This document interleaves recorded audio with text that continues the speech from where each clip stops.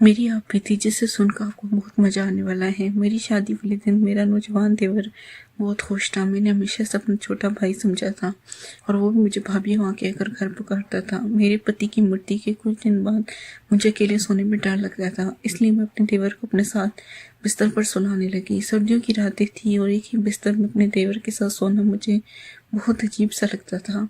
मेरा देवर शायद मुझे बहुत पसंद करता था, लेकिन मैं इससे उम्र में भी काफ़ी बड़ी थी। लेकिन मेरा देवर बिल्कुल जवान लड़के जैसा लगता था।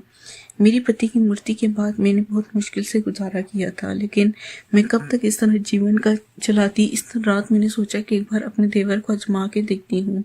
आधी रात को मैंने इसे हिलाकर देखा, वो गहरी नींद में था, लेकिन जैसे ही मैंने इसे छुआ मेरी आंखें हैरत से फटी की फटी रह गईं। मेरे पति की मृत्यु को भी 2 दिन ही हुए थे। मेरे घर में मेरी सास ससुर और नंद भी नहीं थे। मेरे पति का इस दुनिया में अपने छोटे भाई के अलावा और कोई नहीं था।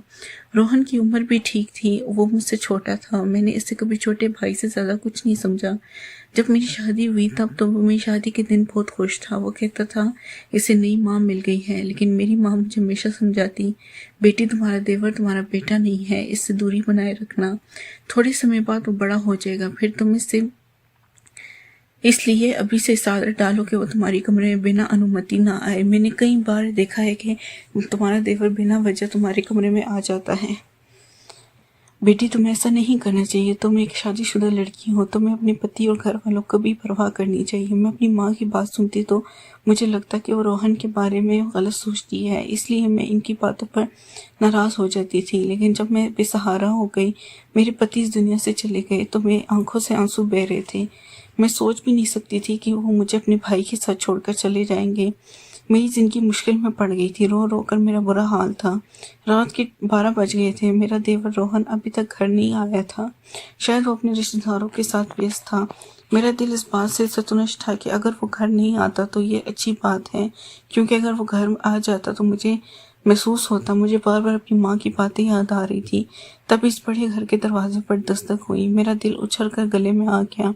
मैंने सोचा पता नहीं कौन होगा, लेकिन बाहर से रोहन की आवाज़ आई, भाभी दरवाज़ा खोलो, मैं हूँ।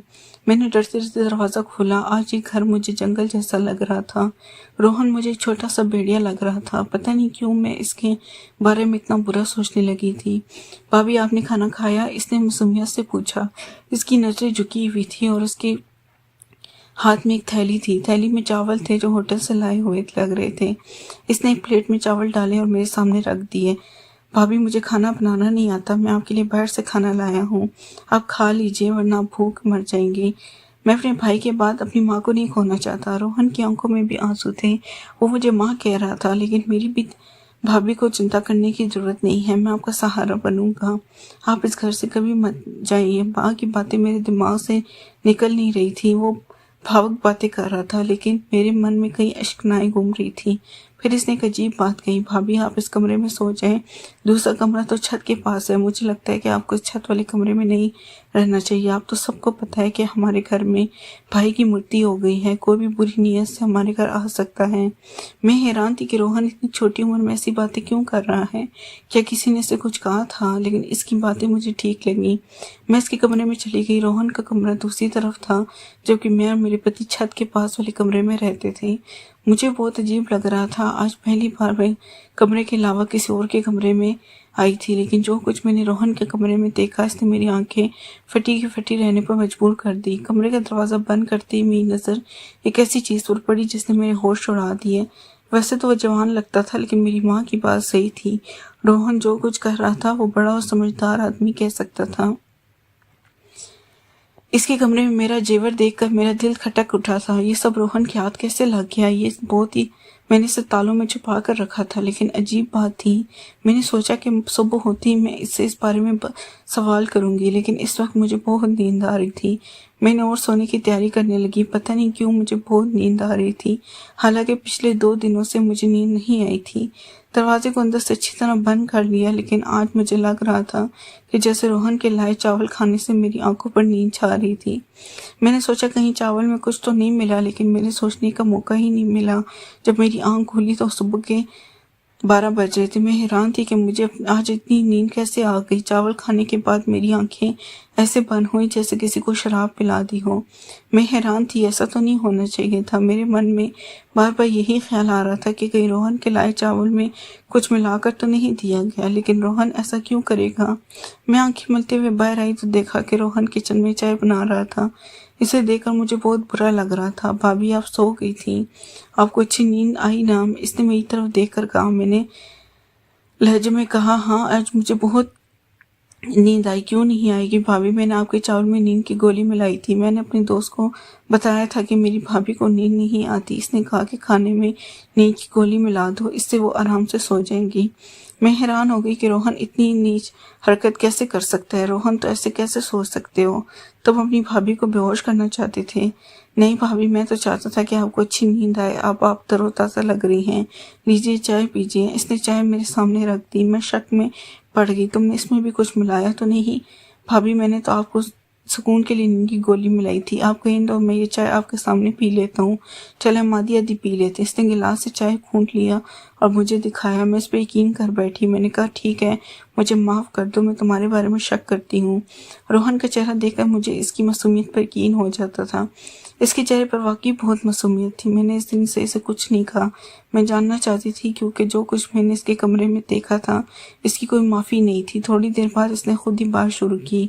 भाभी, मैं आपके जेवर बेचना चाहता हूँ। एक बहुत ईमानदार अंकल हैं, वो जेवर बेचकर हमें बहुत पैसे देंगे। हम इन पैसों से एक मकान खरीद लेंगे। इसे किराए के मकान में हम कब तक रहेंगे। मकान मालिक परसों किराया लेने आ जाएगा। हमारे पास तो पैसे भी नहीं है। रोहन की बात सुनकर मैं हैरान रह गई। मैंने अभी तक ऐसा सोचा भी नहीं था।